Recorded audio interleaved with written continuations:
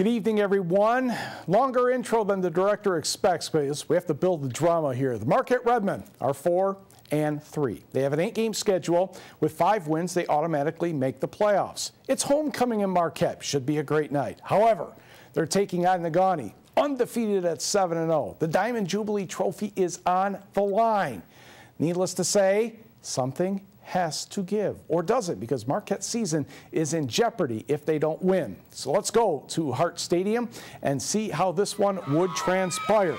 Redmen will get the ball first, and they would strike first. Alex Sherbino gets the handoff, makes a cut, zing, zing, zing. All of a sudden, he has so much green grass in front of him, I'm not sure he knows what to do. No, check that. He knows what to do, runs to the end zone for the touchdown, and Marquette has a 7-0 lead.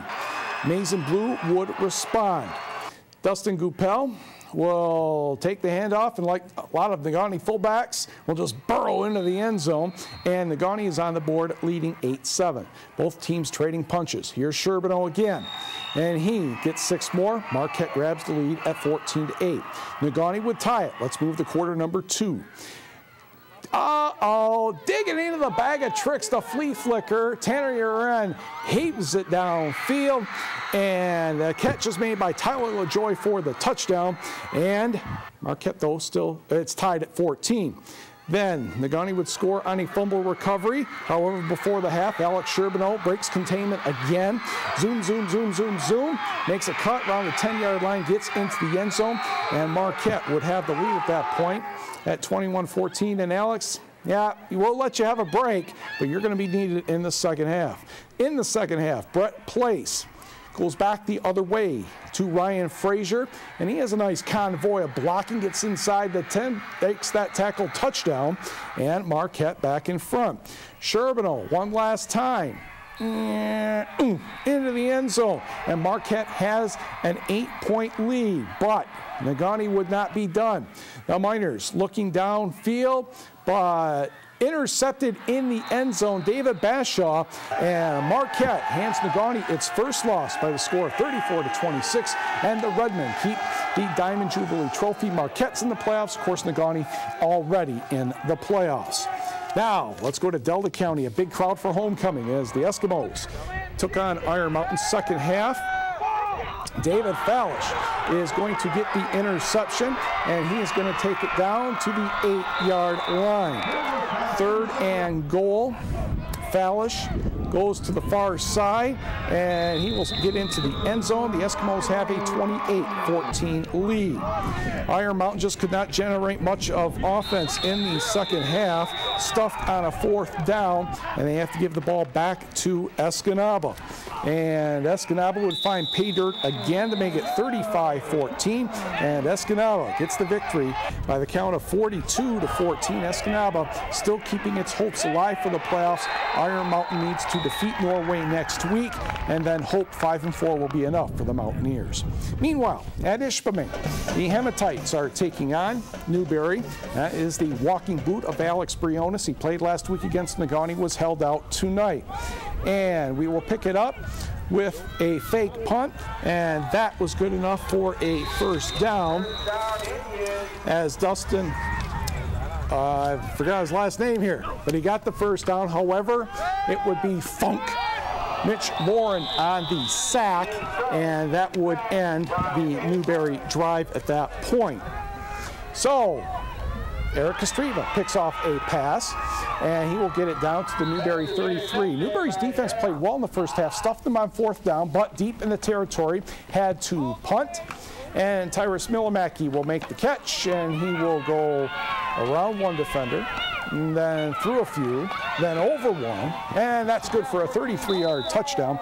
And that gave the Hematites a 15-0 lead at that point, and they would go on to win by the count of 29-6. Now let's go to the scoreboard, where it was Kingsford getting 210 yards and 4 touchdowns from Reed Larson, defeating Gladstone 49-28. Calumet 5-3 after an 0-3 start. The Copper Kings defeat Ironwood 56-15. Calumet must win at Gladstone next week in order to qualify for the playoffs. West Iron County, a road victory at Hancock, 17-7. Austin Ramish ran for at least 200 yards, and Northland Pines turned back Lance 68-24. Houghton cruises past Baraga. That score was 50-0. The Gremlins with the victory. And Manistee keeps its playoff hopes alive with a 44-28 win over Westwood. I know the Emeralds were down in the first half of that one. The Emeralds will host Harbor Springs next Friday. With a win, Manistee would be 6-3. Back to the action. Let's go to Gwynn, where the Model Towners are taking on Norway. Second quarter, and Caleb Flores gets the handoff. Nice stiff arm, and 17 yards later, the quarterback knows that's a touchdown. He's jumping up and down in the background. Gwynn gets on the board, 6-0. Moments later, the two-point conversion, Owen DeVoe in, and that's 8-0, Gwynn with the lead. However, Norway would come back in the second quarter. Isaac Bray will take it up the gut and cut to the sideline. That's good for a first down. Jake Pedrati will get a nice hard couple of yards here. Bray threw a touchdown pass to Nicholas Pierman, and eventually, with 1 minute to go, Norway ended up winning this one by the count of 25-24. The Stevenson Eagles are trying to make the playoffs, and the Eagles visited Munising tonight, already 7-0. Austin Grinsteiner finds Casey Wilson, and this Eagle receiver is just going to keep on running for a while. Good for 58 yards down to the 2. Then T.J. Reisner with the handoff, good on the extra point, 14-0. Then Stevenson in scoring position again after a fumbled punt snap. It's a 3-yard touchdown, and it's 20-0 Eagles. Chad Brandt reasonably happy.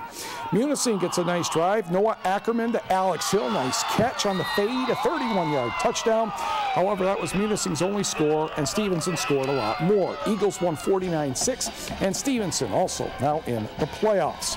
To the scoreboard, where North Central defeats Bark River Harris 22-6. North Central needs a win next week against Stevenson to qualify for the postseason automatically. Hurley over Ontonagon 47-20. St. Ignace, another laugher for the Saints, 61-0 over Pelston. And Pickford rolls to a victory, and I believe Pickford should be in the playoffs now. I think that's 6 wins, 42-6 over Rudyard.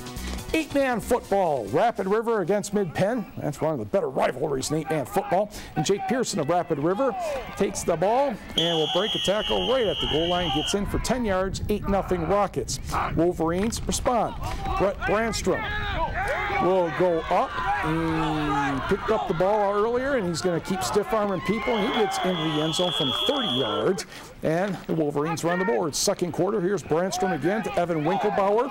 He goes through the defense and keeps his balance, and this is good for 50 yards and a touchdown, and we are tied at 14. But then Jake Pearson says, okay, that's enough. Let's get back to work here. He's going to go far side, gets to the next level, and he will get into the end zone, 22 yards. Pearson would have 3 rushing touchdowns in the first half, and Rapid River goes on to win by the count of 60-36. 8-man football, love that offense. Let's go to the scoreboard. Superior Central, a big road victory at Engadine tonight, 42-32. Cedarville didn't get a final, but we know they led Bel Air 28-14 in the fourth quarter. And Brimley, 1 touchdown better than Posen, 56-48. The NMU hockey team opened the season at the Rush Center in Green Bay, taking on the Wisconsin Badgers. We were hoping for highlights. Well, we didn't get them because, well, you know, Northern tends to score right away in the game. But they did do reasonably well. 18 seconds into the third period, Reed Seckles scored to tie the game at 1. Then on a power play at 9:07 of the third, Cohen Adair from Justin Rose and Stefan Vijay made it 2-1 Wildcats. Jared Coral would make that stand up. He had 19 saves, so NMU 2, Wisconsin 1. Good start for Walt Kyle and his Wildcats. They play again at the Rush Center tomorrow night.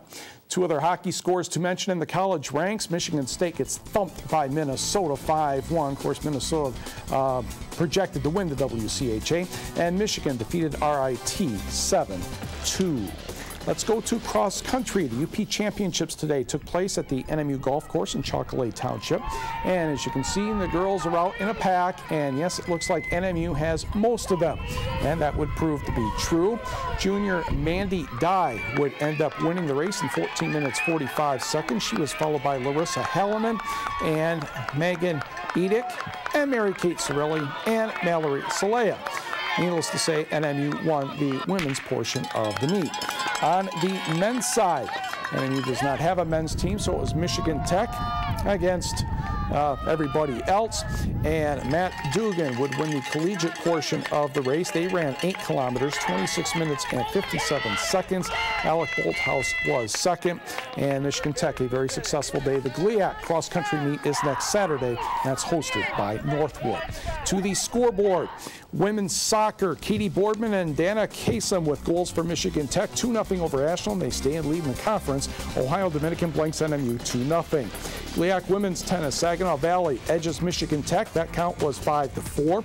College volleyball at the GLIAC GLVC crossover down in Illinois. NMU defeated twice Southern Indiana and Missouri St. Louis. Both won the matches over the Wildcats. Those were 3-0. Lake State lost to Drury 3-1, and it was Michigan Tech falling to Quincy 3-2, 15-11 in the 5th.